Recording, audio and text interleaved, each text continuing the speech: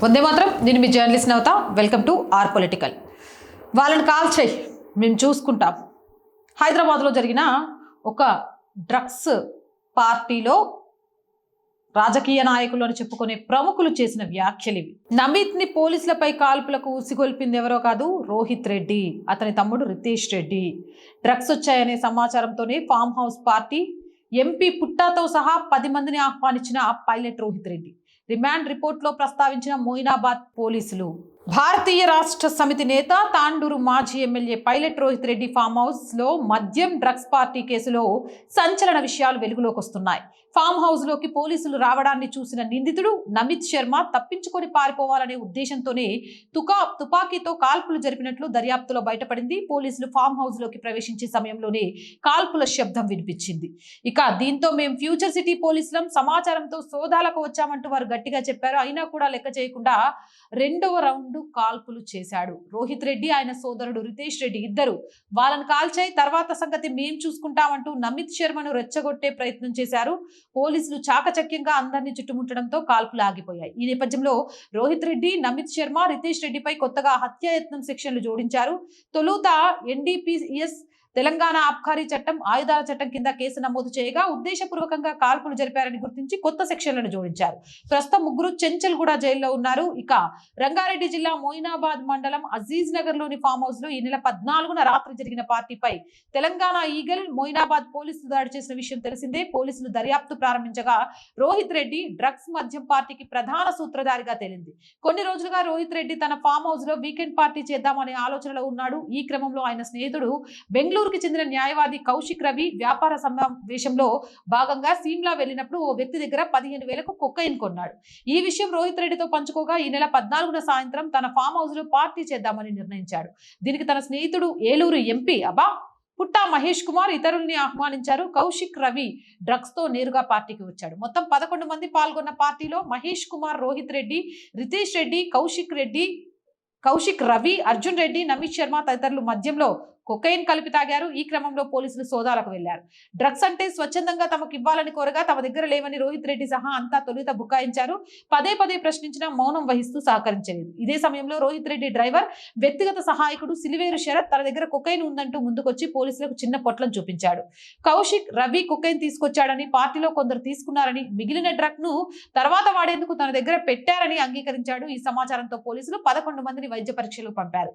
Pilot Rohit Reddy, pilot Riteish Reddy, Kaushik Ravi, Arjun Reddy, ఈ Namit Sharma cocaine తీసుకున్నట్లు తేలింది. పుట్టా మహేష్ కుమార్ కు రెండోసారి నిర్వహించిన రక్త పరీక్షల్లో పాజిటివ్ అని తేలింది. అంటే టీడీపీ నేత కూడా ఇందులో ఇన్వాల్వ్ అయి ఉన్నాడు. ఈ కేసులో అరెస్ట్ అయిన నిందితులు రోహిత్ రెడ్డి, రితేష్ రెడ్డి, నమిత్ శర్మను మొయినాబాద్ పోలీసులు కస్టడీకి తీసుకొని విచారించారు. 3 నుంచి 5 రోజుల కస్టడీ కోసం న్యాయస్థానంలో మంగళవారం పిటిషన్ కూడా వేశారు.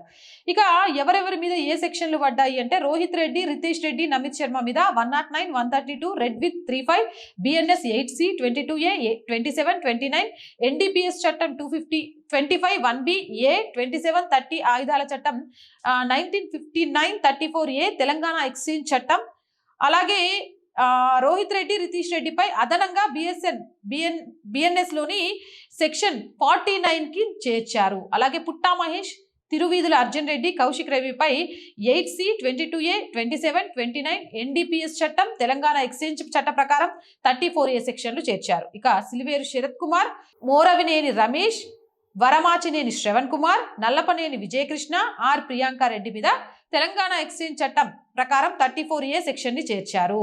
మొత్తానికి శాసనసభ ఆవరణలో దీనికి సంబంధించి కూడా చర్చ జరిగింది.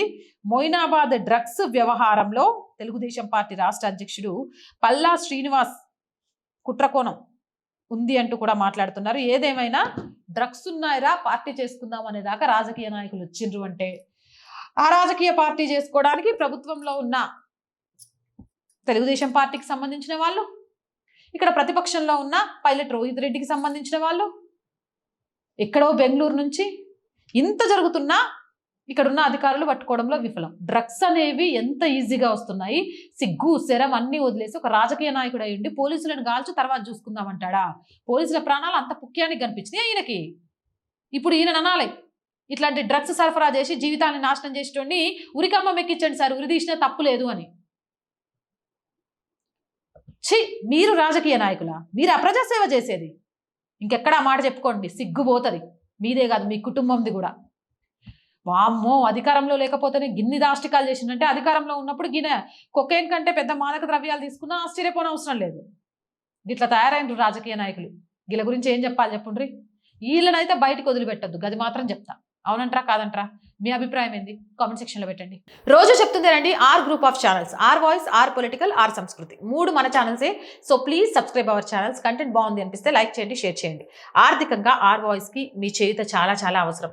ఆర్థికంగా మీరు చేసే సపోర్ట్ కోసం ఎదురు చూస్తూ ఉంటాం. ఆర్థికంగా సపోర్ట్ చేయాలంటే సబ్స్క్రిప్షన్ పక్కనే జాయిన్ అనే బటన్ ఉంది.